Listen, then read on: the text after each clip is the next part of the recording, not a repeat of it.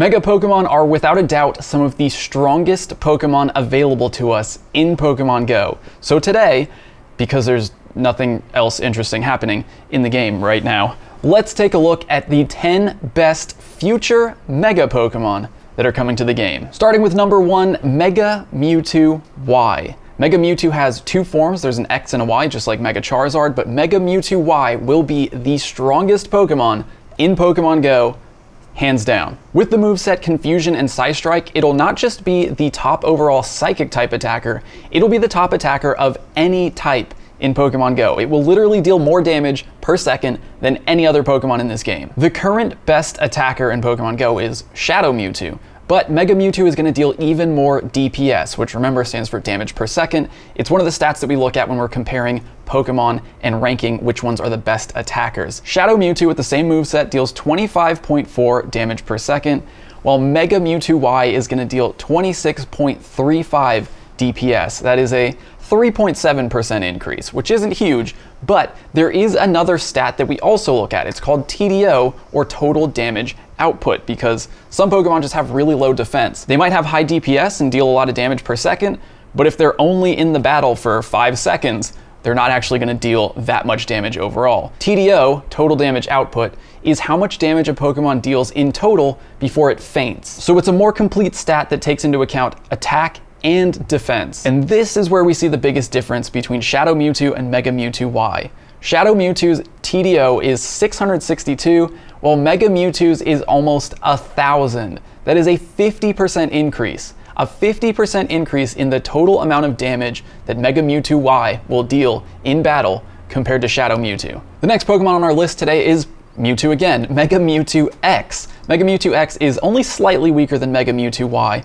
but it does also gain Fighting type, which is interesting. Again, with Confusion and Psystrike, it is going to be the second best Psychic type attacker and the second best overall DPS, and it still beats Shadow Mewtwo, but only by 0.1 damage per second. Its TDO, just like Mega Mewtwo Y, is a lot better. It's 46% higher than Shadow Mewtwo, but of the two forms, Mega Mewtwo Y is just better overall, so I think we'll see Mega Mewtwo X released first, so people get excited for that, and then Mega Mewtwo Y released after that, so we get excited again. Now, like I said, Mega Mewtwo X does also become Fighting type. Unfortunately, the only Fighting type move that it learns is Focus Blast, and it doesn't get a Fighting type quick move.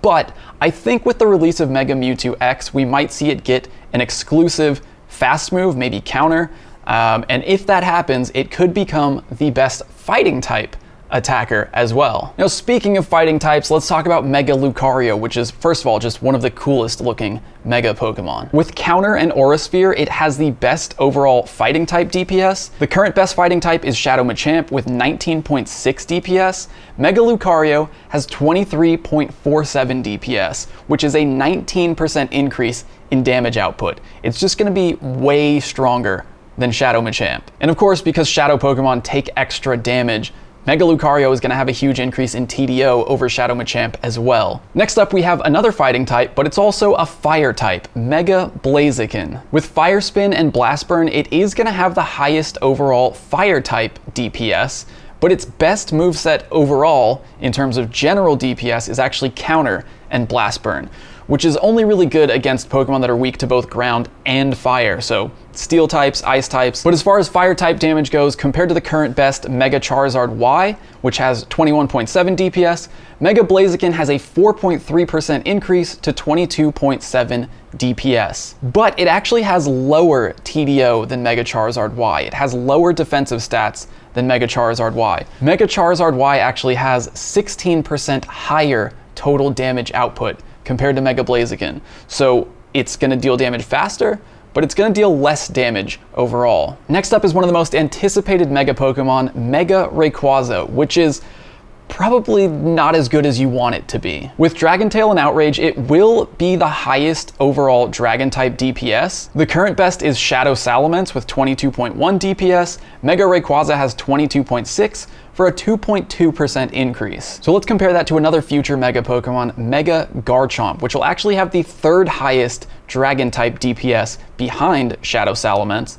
But if you compare TDO to Mega Rayquaza, Rayquaza is going to have 836 TDO, Garchomp is 996, 19% higher TDO than Mega Rayquaza. So because Garchomp has higher defensive stats, it's actually going to be able to deal more damage than Mega Rayquaza, unless Mega Rayquaza gets a better move, a new exclusive move, something to boost it up a little bit. Next up we have Mega Sceptile, which I think is one of the most needed Megas on this list because Grass-type attackers right now are pretty weak. Hold on, I actually filmed this video like 4 hours before Kartana got released in Pokemon Go. So as you know, if you've watched my video on Kartana, it is the new best Grass-type attacker in Pokemon Go. So Mega Sceptile's impact isn't as significant as it would have been 2 days ago, but it still will be the best Grass-type attacker over Kartana. Mega Sceptile's best moveset is Fury Cutter and Frenzy Plant, and even though Fury Cutter isn't a Grass-type move, it just generates energy so quickly that you're going to use Frenzy Plant a lot more often, and it just does the most damage. So with that moveset, Mega Sceptile will see a 9.7% increase in damage per second over Kartana, and a 40% increase in TDO because Mega Sceptile's defensive stats are better than Kartana's. Following that, we have Mega Swampert, which will be the best water-type attacker in Pokemon Go. With the moveset Water Gun and Hydro Cannon, it's gonna have the best overall water-type DPS, better than the current top attacker, which is Shadow Swampert. Mega Swampert is going to deal 6.3% more DPS, and in TDO there is a huge difference because Shadow Pokemon take extra damage, and Mega Swampert is just a lot tankier. Mega Swampert is going to see a massive 72% increase in total damage output over Shadow Swampert. It's actually crazy how much better that is. Now the next two Pokemon on the list technically aren't Megas, but they do have forms that were introduced in Gen 6 that work similarly to Megas. I'm talking about Primal Kyogre and Primal Groudon. We don't know how these forms are going to work in Pokemon Go yet, but I'm guessing that it'll be just like Mega Evolution, where we'll raid Primal Groudon, Primal Kyogre for some kind of primal energy that we can then use to do primal reversion on them, and it's probably going to work the same way as Mega evolving something would. And you would think for these massive, epic looking, legendary Pokemon that they would be way better than other Pokemon of their types, but unfortunately, they're not. Let's start with Primal Groudon. With Mudshot and Earthquake, it will be the best overall ground-type DPS. Once again, Mega Garchomp will be even better. Mega Garchomp is going to have 19.7 ground-type DPS, which is 7% higher than Primal Groudon,